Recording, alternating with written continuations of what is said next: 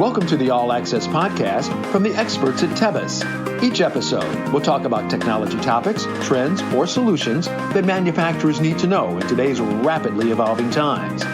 Sit back, enjoy the discussion, and let us know what you think.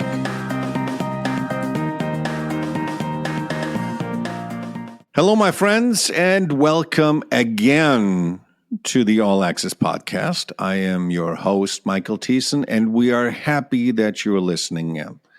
You know what? Every single time when we get on the air and we're doing these kind of segments, we're always super excited because the people that come on this particular podcast are really the reason of why you are joining us and why you're listening to us. And today is going to be no different. But instead of looking at mold and dye and looking at that industry, we're going to pivot today a little bit. And we're looking at the other big industry that we have in Michigan, or should I say in the world, that is really engulfing a lot of the manufacturing that is out there. And the industry that I'm talking about and that we're going to referencing today and doing a little bit of a deeper dive into it is the aerospace industry. And we have done a little bit before looking at aerospace industry over the many different segments that we've done. But I think today is going to be an interesting conversation with one of our dear friends that we've had on actually before on about a year or so ago. And we're going to ask him some questions on how the industry is really doing, especially here in Michigan, looking at our surrounding states there as well. And so this is going to be an interesting conversation. I think you're going to love what we have in store there for you. The person that we're talking to is Tony Vernaci. He is from the AIAM Association, or it's otherwise the Aerospace Industry Association of Michigan. And he really is one of those pioneers in Michigan that is really passionate about this industry and is trying to push this forward here in Michigan, and really is turning a lot of our business leaders' heads that they should be looking towards this particular industry. So we are excited to have Tony on, especially because there's so much buzz about the industry. So first and foremost, Tony, we'd love to have you back on again. Thank you for joining us. Yeah, thank you, Michael. It's always, anytime you and I bump into each other any place, it's always a great conversation and truly an honor and a privilege to be here on the podcast with you on a topic that I love talking about. You know what? You and I are very passionate about this industry because we really are recognizing the potential and the power and the future that this particular industry brings to the manufacturing industry, I think in the entire U.S., but focusing on Michigan here. Of course. Yeah, it is. And like we've talked about before, this is not something new. I mean, the aerospace industry has been, a main part of our economy since World War II. Yeah. And, when the war was over and, the B-24 bomber production ended, the industry didn't stop there. It continued to grow. But obviously, automotive has been the dominant industry here in our state for 100 years. So it just kind of flourished in the shadows of automotive, but it didn't go anywhere. Companies are still making big investments here in the state for the industry. So it's a big opportunity for the state because of the disruption going on in automotive right now. Yeah. All of the uncertainty and what is happening with electric. It's a difficult situation for some companies because they've made investments for electric and the demand doesn't seem to be following like people had hoped. But the good thing is the aerospace industry is not going away. There's technology changes there but not like what we see going on in automotive. So it's a Right. great opportunity for companies in the state. Absolutely. And you mentioned already, yeah, the automotive industry is a little bit in a slump right now with the changeover for electric vehicle and not quite sure which direction they're going to be going. Also, of course, foreign factors are playing into the roles there as well. And so therefore, companies are looking at potentially diversifying. We have seen with our own eyes that there are quite a few companies that before were just automotive, mold, die, those kind of guys. But what you always said really still sticks in my head, and you always said it does not matter if you're automotive or whatever. You have the same machines, you have the same capabilities and know-how and experience. All what you need to do is apply it for a different genre. And have you seen this kind of trend happening over the last year? I know we've talked about a year ago, and where you see some companies switch over. How did you see that over this past year? Did more and more companies come up to you and say, "Hey, listen, Tony, we need to diversify. We need to do other things. Can you help us get us into the aerospace sector?" Yeah, absolutely. I mean, without question, we just continue to get companies that come to us and, they maybe have a little bit of aerospace or not any, and they want to grow and expand into the industry and diversify, which is a smart move. We do that with our own personal investments, right?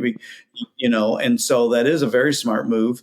But what we have recognized is companies sometimes have the perception that if they get their quality certification in the industry, it's called AS 9100, that they're good to go.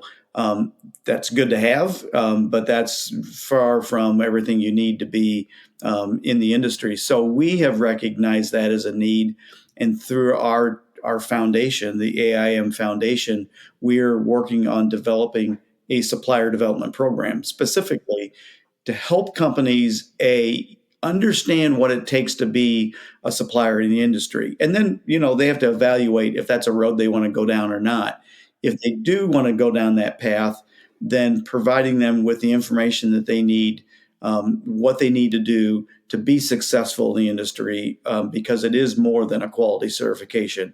Yeah. While that's important, there's a whole lot more to it. There's a lot of documentation, or there's a change of mindset for a lot of these manufacturers that they have to do in order to work with the aero or the space environment. Also, the defense side is also a whole different in addition to this. But I've seen companies that have done the research, they've done the changeover, and yes, there's a cost associated with all of this, but they're looking at this and saying, you know what, the future is at stake for many of these companies. And they're saying, you know what, there's thousands of parts that need to be produced. And if I go and in my mind back to the AeroOne conference that you guys have hosted, which is absolutely phenomenal. And any of the listeners that are out there, if you have not looked into the AeroOne, you guys got to look into it. But if I go back to that particular moment again, there were a lot of large OEMs, the Boeings, the Airbus people, the Liebherr that were there that are saying, listen, we need suppliers. And because they recognize that there are more and more programs coming and they need manufacturers. And that's awesome.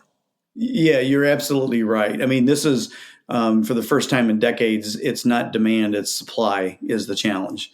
The demand's there. The backlog for Boeing right now is around 8,600 aircraft. The backlog for Airbus is probably the mid 6,000 to 7,000 area.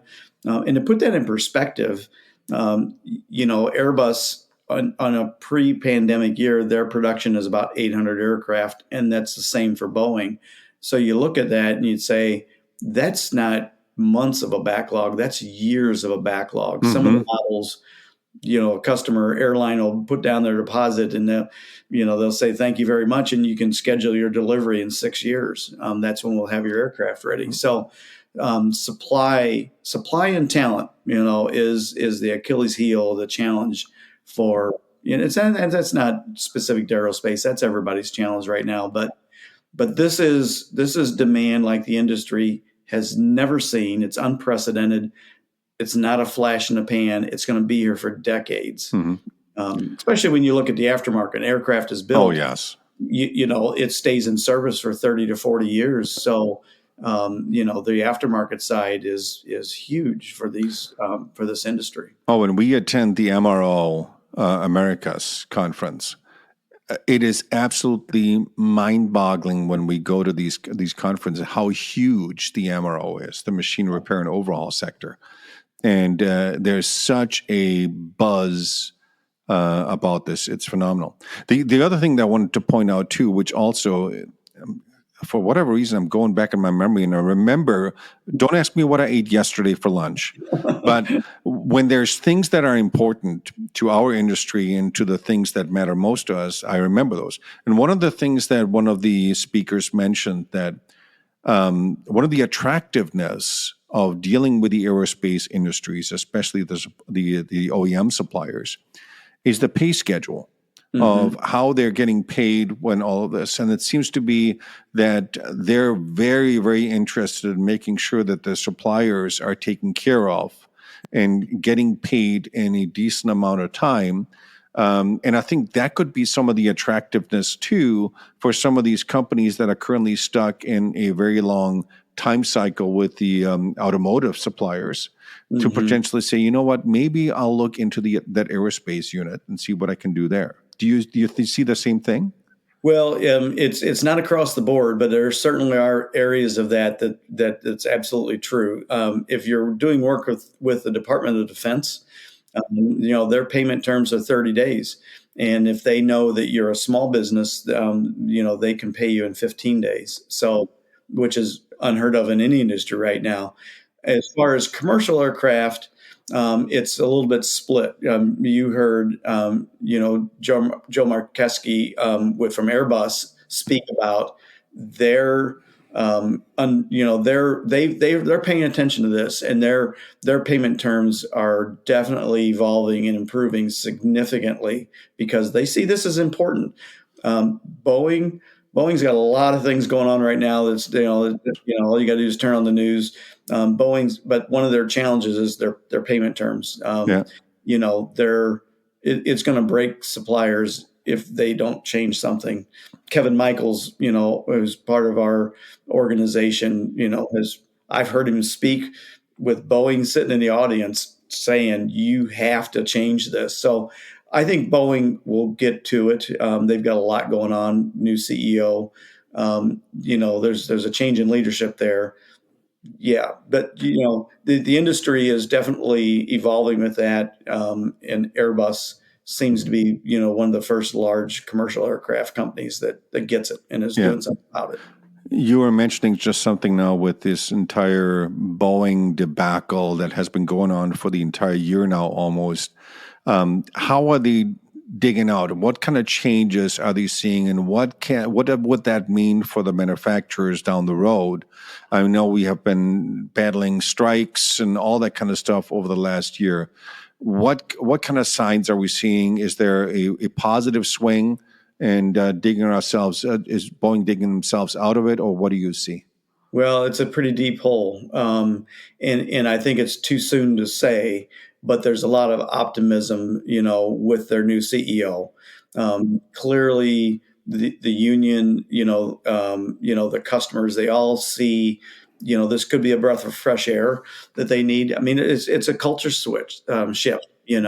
You go back to, the 07, 08 meltdown when the automotive companies were in trouble. And a guy we all know, Alan Mulally, came in from Boeing to Ford Motor Company. He changed the culture. And Ford, their evolution out of the cycle was probably far better than some of the others.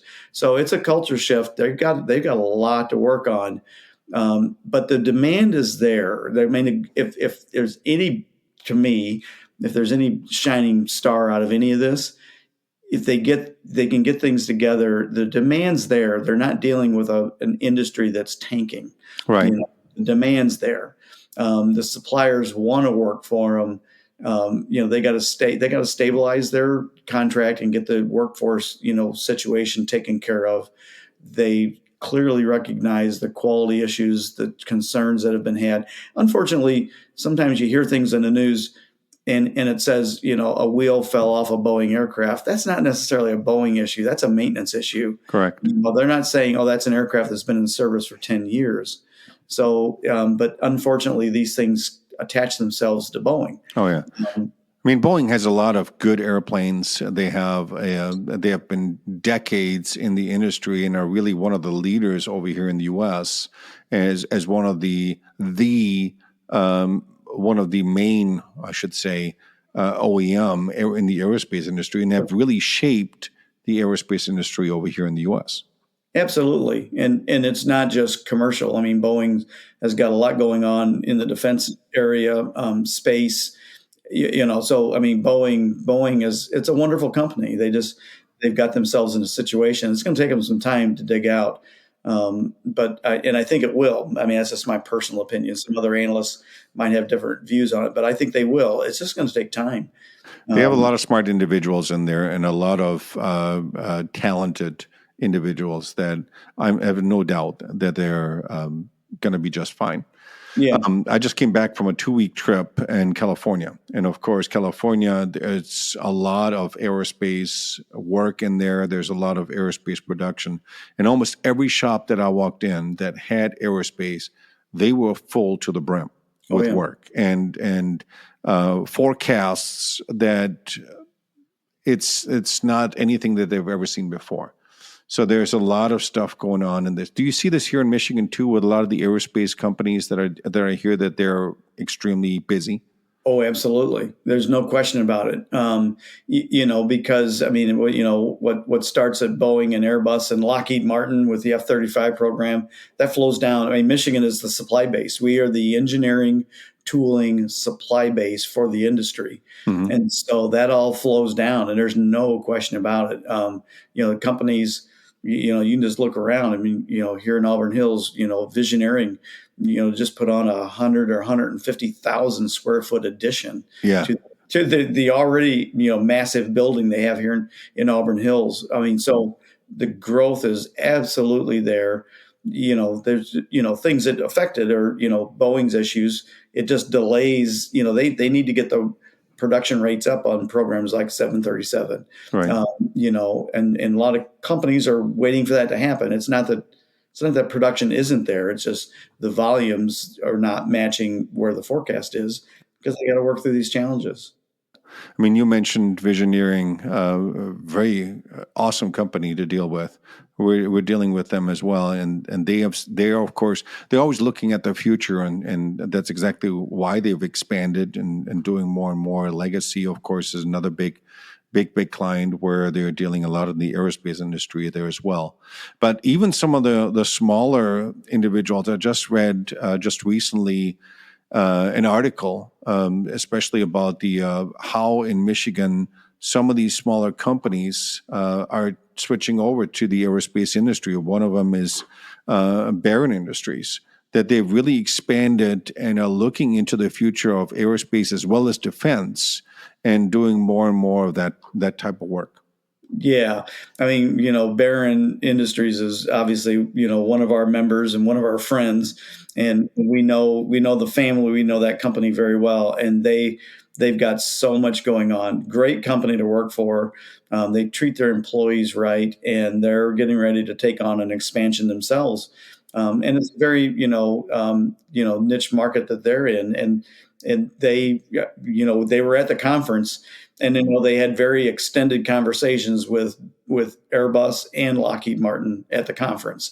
So then there's examples like that all over the state, but that's one right here in Oakland County.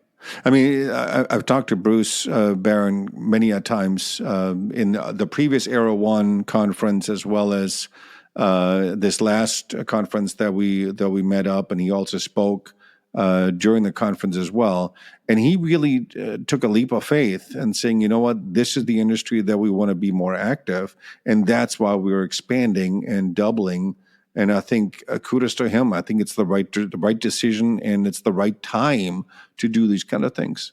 Yeah, no, he's clearly reading the tea leaves the way a lot of other people see it, and they're taking smart moves. You know, the industry, like I said, it's not a demand issue; it's a supply issue, and so he's seeing this as the timing's everything. So they're making investment and putting things in place. So when the demand, is ramping up, because the demand's there, it just can't ramp up right now, and so they're going to be ready, and so they're very smart with what they're doing. Yeah.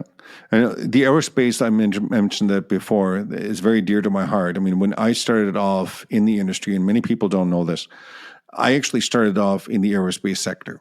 I went to college, went to Ryerson. At that time, it was Polytechnical Institute in Toronto because that's where I lived. And went to Ryerson, went to my first year of aerospace engineering because that's what I wanted to do. And at that time, that was back in, oh gosh, I'm dating myself now, back in the early 2000s, 1990, and end of 1990, McDonnell Douglas up in Canada went downhill for them at that point. And then the aerospace industry almost came to a halt at that point. Yeah. This was right at the time in late 1990s that I moved with my family to Grand Rapids, and I continued on with my studies. Unfortunately, at that time, aerospace was not a big topic in the schools and all of those kind of things. So I switched then from my aerospace major to the automotive sector, and then went down this. So that's why the aerospace is really near and dear to my heart, because this is an area that I wanted to be active in. I wanted to be in the aerospace, and of course, as a young kid, who doesn't want to fly? That's right. And when I saw Richard DeVos at your AeroOne conference and seeing what he has put together with that Aerospace Academy in the Grand Rapids area, and seeing the proteges that came out of this that spoke at the conference as well, these young individuals that at an early age, they're saying, I want to be associated with the aerospace industry. And if I think back, these kids are what, 15 years old? Yeah, high school age, that they're saying, you know what, I want to be active in the aerospace industry. If that means flying, if this means working on an aircraft or whatever. But putting this together and seeing how they started off in this very small building and now having this beautiful, future-oriented building available, it's just absolutely fantastic. Yeah, no, that's a man, his personal passion. I mean, he's a pilot, fixed wing and rotorcraft, Dick's a pilot, but he is invested in that community, and he's investing in the talent. The old saying of put your money where your mouth is. He's doing it, and his company and family are behind it all the way. And it is one of the jewels in the state, that the West Michigan Aviation Academy. If you haven't seen it, you should. We're a supporter of theirs because we believe in what they're doing, and we're even taking it a step earlier. We have a competition that's actually wrapping up this Saturday. We call it the Michigan Girls Future Flight Challenge. So Yes. This is our third year. It's a competition, a month-long competition for 4th through 8th grade girls. Mm-hmm. And they've been working on a project for the last month. Their presentations are this Saturday.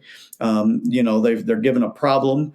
Here's an issue: forest fires, detecting trash in the ocean, whatever it might be. And they have to come up with what might be a flight solution to address the issue. And so they're presenting to a panel of judges. I get to be the privilege of doing that this Saturday. But we're going upstream even of high school to say, let's help these students understand what the industry is about and what a career might look like, so we can start, helping them through their thought process and their educational journey. I think that is needed. Just taking the correlation between the automotive sector and all of this. I mean, if I look back in my days when I was in high school, we had shop class, we had all of those things. If you look now in high schools, they're no longer there. Those shop classes, I mean, there's a few high schools here and there that have reinvested back into this again, that have got a machine and all that kind of stuff, which I commend them for it. Mm-hmm. Because the situation that we are in the manufacturing industry that we're running into is we can't find enough expertise and young individuals that want to work in that environment. And what Dick DeVos is doing with the aerospace industry and what you're doing with the young girls in the aerospace industry is kind of preparing them for and letting them see the passion and the what the future could bring if they are active in that particular environment. I commend you for doing this, as well as to Dick DeVos of kind of fueling or providing fuel for the future. You have to see that talent pipeline. Everybody wants to stand, at the university door on graduation day and hand out applications and think they're going to, those days are gone, so you have to get upstream. There are, we talk about the West Michigan Aviation Academy. Also, in Macomb County, there's Stevenson High School, and we had a young lady, she was on the student panel at the conference this year from Stevenson. And they do have a skilled trades advanced manufacturing program that is stellar. And companies are hiring kids out of that high school to come to work for them. So there's examples of it. There's not enough of it. But those are two great examples on opposite sides of the state. But you even look, you go into the Upper Peninsula. Michigan Tech, we all downstate, we all know of Michigan Tech, but we don't know about Michigan Tech. And what a tremendous university that is. And they, in the fall of 2025, are begin offering an aerospace major because they've had a aerospace minor for years, but now they're expanding to offer an aerospace major because they recognize this industry is the direction where we need to be training our talent. Many people don't realize that the UP, the other side of Michigan, as many people would say, they're very active when it comes to aerospace. There's a lot of aerospace companies that are up there. Oh, don't get me going. I mean, I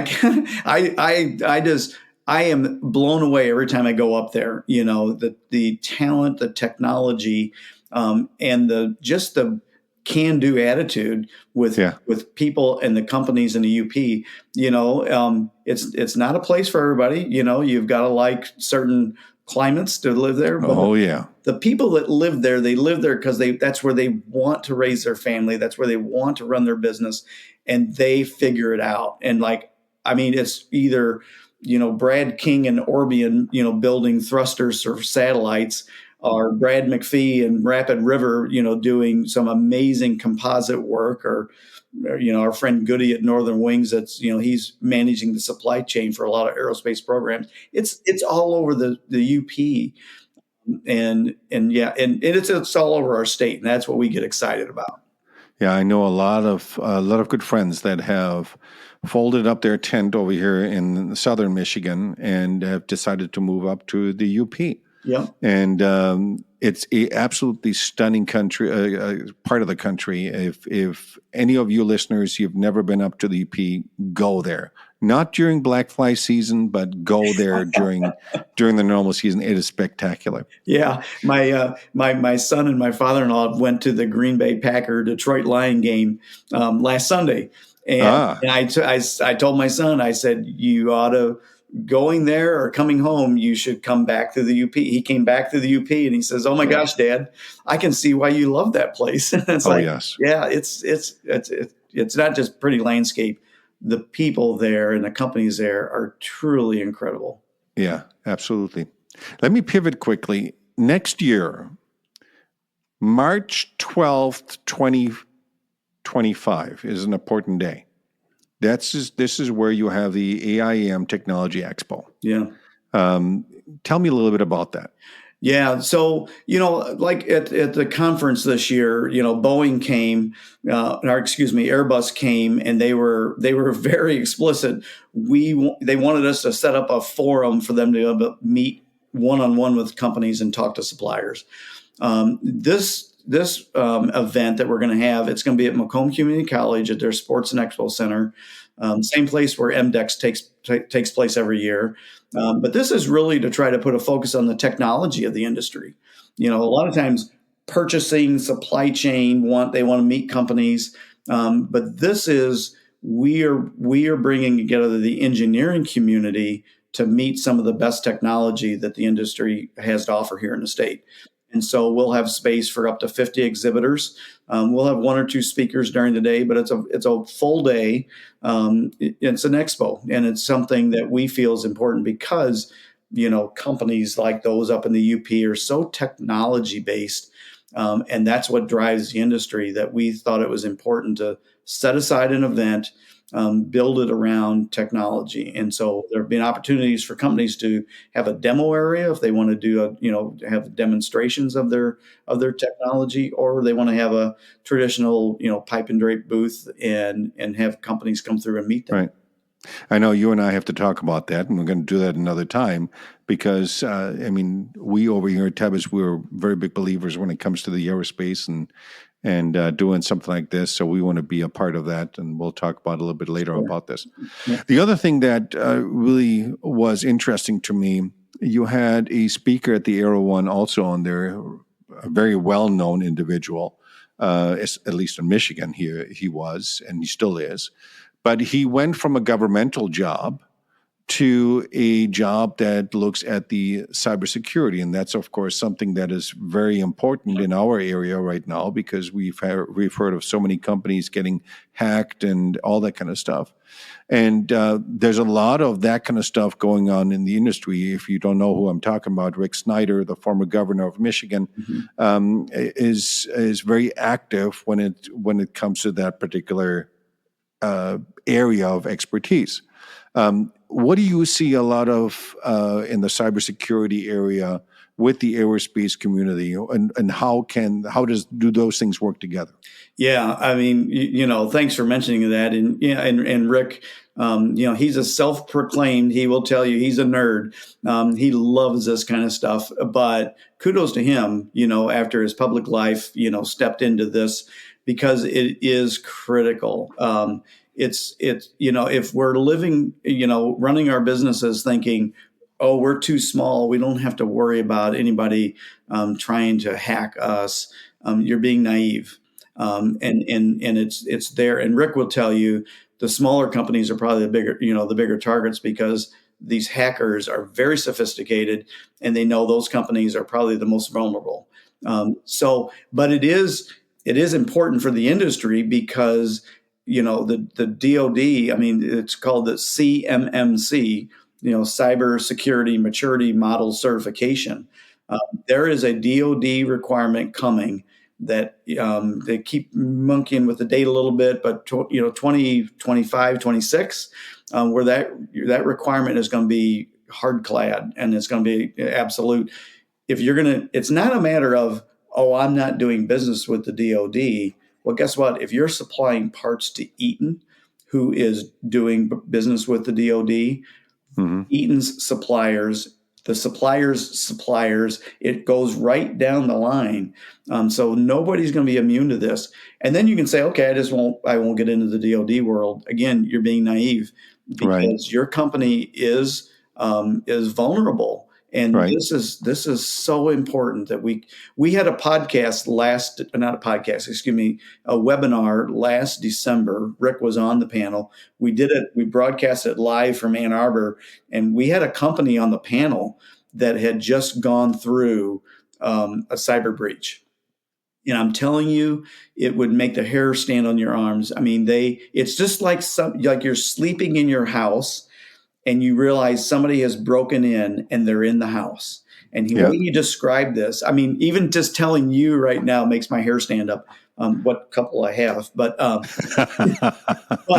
it is unbelievable. And it's like, why would I not want to protect my business, my customers, my investment? So whether you're doing DoD work or not, you have to pay attention to this. Yeah, we tried from the All Access podcast. We tried to reach out to Rick Snyder and his team because we wanted to give them a platform too to reach out to more and more companies over here, because we also believe that this is a very, very serious topic that companies and small companies need to look into. And if you think you're immune to it, think again, because this can happen to you today. Yeah. I mean, they got a great company, Sensei. Sensei is the business, Yes. And they, he put together a great team, and they're truly subject matter experts, and they want to come in and just help you. They'll do an assessment. Right. You might say, oh yeah, there's a catch. It's a free assessment. They're going to tell me I'm in deep trouble. You need us. They might, but it's a score. And it at least gives you an idea, and there's no charge. I mean, let them come in. What have you got to lose? Other than let them come in and assess your business. You decide for yourself if you think that they're just trying to sell you something. I know him well enough to tell you he's not. He really wants what's best for you. Yeah. Well, maybe if Rick listens to this podcast or whatever, come on over. We'll make an episode out of this. Yeah. Now, let me ask you this. Companies that want to switch over from the automotive, how can they get in contact with you and ask questions? Or what are my next steps? What do I need to do if I'm interested in the aerospace industry? Yeah, I mean, we'd love to talk to them, because, we're here to help the business community in Michigan. I mean, we obviously are a member-based organization. We tell companies we're not trying, right now our database, we show there's almost 1,000 companies in the state of Michigan that are impacting the industry in various levels. We're not trying to get 1,000 members. That's not our target. We want companies to become part of this. I want it to be good for them, but they need to be good for the organization. And what I mean by that is, what you bring to the party. Tebus is a great example. That is something that was of value to the industry, and we truly want you to be part of that. But the greatest thing you can do, and you don't have to be a member, come to one of the events. Come to AeroOne. We've got a luncheon next week at Array of Engineers in Grand Rapids. Come to that. We welcome members and non-members to these events, and just listen in. Have some conversations, meet some people, ask some questions. You have to really understand what you're signing up for if you're going to get in the industry. And it's not a walk in the park. It's not easy. But the rewards are great. And like I said before, it's going to last and serve your families of your employees for decades. So absolutely, just come to an event, if nothing. Oh yeah. I mean, we're going to see you at the luncheon at the engineers in Grand Rapids there. Yep. So we'll be there as well. Now, I always have this issue, Tony, and I'll be totally honest here with you. Every single time when we talk to individuals like you on this podcast, and I want to look into the future and I take my crystal ball out, I always run out of batteries. So therefore, I always have to ask my dear friends that are joining me on these podcasts, if you look in your crystal ball that you have, and hopefully the batteries are working, what do you see for 2025 and beyond for aerospace manufacturing here in Michigan? What do you see? Yeah, I see, really one of the biggest things, like we talked before, it's not a matter of demand. The demand's there. So now they need suppliers. So I would say this is the time, this is, one of our board members from Eaton said, and he had been with Eaton for decades, that just recently retired. And he said, this is one of the first times he can remember they're actually looking for suppliers instead of trying to downsize their suppliers. So companies are looking for suppliers, but that's one thing. But the other thing that's driving what's limiting the supply base is talent. That is, we have to continue investing in that. And we're trying to do that as an organization. And you can always feel like that's somebody else's job. I'll just post on Indeed or, monster.com and I'll get somebody. If we don't invest in this talent pipeline, it's going to be everyone's issue. Absolutely. And so we would love to have people come along, companies, individuals come alongside of us, support the work of our foundation, because we are targeting, students in underserved and rural communities that we want to introduce them to the opportunities in the industry. So that I think the talent programs and supplier development opportunities are going to be really essential in 2025. Yeah, absolutely. I heard through the grapevine, I know Tebas is always very active when it comes to conferences and all that, that in the past years, there's a West Tech show in California as well as the AeroDef is happening at the same time. This year, or next year, 2025, AeroDef will actually be in Detroit.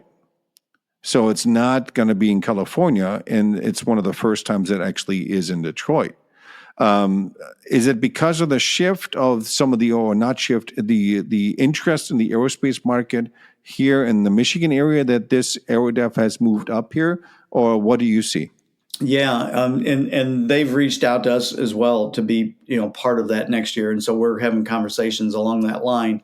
That's a great question that I don't know the direct answer to. My opinion is they obviously recognize how big this industry is and the growth opportunities, and they realize the synergy between aerospace and automotive is so strong that's why states in the Midwest like Michigan and Ohio are essential for the future of this industry. So that's my honest belief is they see that synergy between aerospace and automotive that makes it such a prime place. It's where the solution is for the industry. Yeah.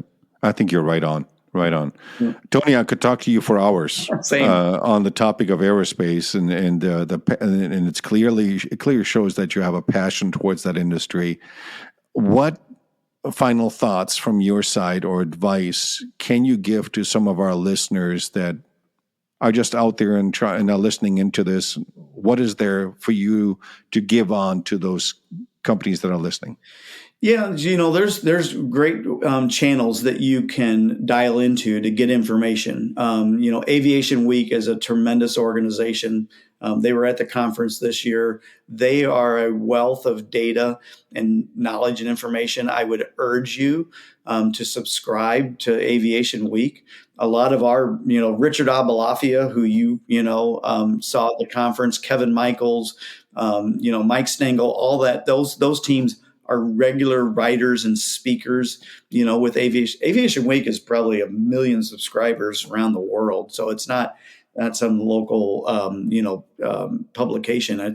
They're worldwide, truly experts. I would urge you to, sign up for that, get their emails, sign up for their version of their publication, listen in on this. And then, like I said, go to some events. Even if you don't come to any of our events, you mentioned, MRO Americas. That's an Aviation Week, conference, and it's a great show. Very economical to attend. But go to those. You can run all over the map going to conferences, which we take a lot of pride in making sure that the conference you come to with us annually, we change it up. We keep it relevant and fresh. But I would urge you to just dial into some information. Feel free to reach out to us. Our website, AIAMnow.com, and look at our event calendar, come to an event. If you need to plug into the community, you can try to do it one off by yourself, call a company, make a cold call. And sometimes that works, but that's a really long road. You need to plug into a community of information and like-minded individuals. Oh, and dial into your friends. I mean, all the people that we've met at the AIAM and the conference, they're warm. They want to work with you. They listen to your stories. And it's been a phenomenal community. And it's great to be part of it and seeing the aerospace industry grow. That's good to hear. Thank you. So, Tony, I thank you for being on this podcast. And I guarantee you we'll have you on again soon. So you can't run away. I can guarantee you this. Love talking about it, and thanks for the opportunity to be with you. Awesome. Well, my friends, you heard it here. The aerospace industry here in Michigan and around the world is growing.